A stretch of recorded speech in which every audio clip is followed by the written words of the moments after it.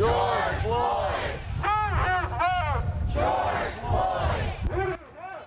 In cities all across the country, people took to the streets to remember George Floyd, who was murdered 5 years ago today. As you likely remember, his death kick-started nationwide protests, including right here in Seattle.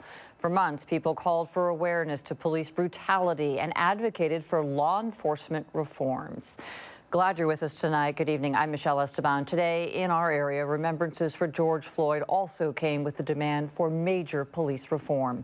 KOMO's Ryan Sims was at a George Floyd tribute today. Ryan, those at the gathering insist there is much more work to do. Yeah, that was the constant theme, Michelle. They brought up several other instances of police brutality since George Floyd happened. As a result, they say their mission is not over.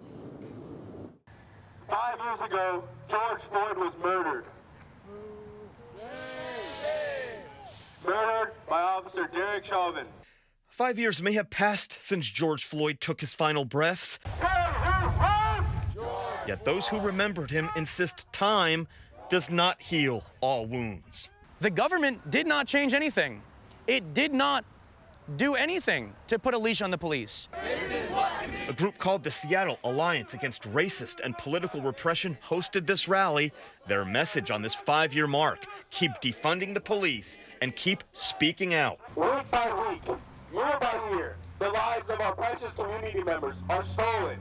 KOMO has reported on this group before. After Jaahnavi Kandula was hit and killed by an SPD officer headed to an emergency, they called for that officer to face murder charges, and they still are.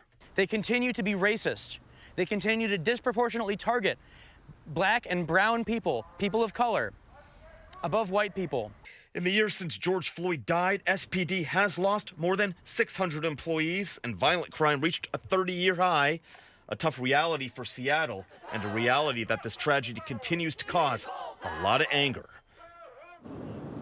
Now, we got to mention that rally and event today did remain peaceful. Got to mention this, too, though. Beyond calling for major police reforms, they also called for other things like an end to the Israeli-Gaza war, as well as more rights for transgender youth. Coming to you live from Capitol Hill tonight, Ryan Sims, KOMO News.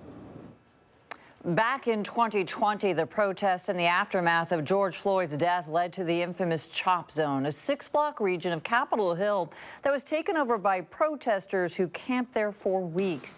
With it came 4 shootings, and 2 of them deadly. At least 44 people in all were arrested. And at one point, SPD abandoned the East Police Precinct. Businesses were vandalized with graffiti and broken windows. The Chop Zone was dismantled in July by police after increased violence. And last year, the city reached a $10 million settlement with dozens of protesters who sued the city for injuries they claim happened, all as a result of police tactics during the protest.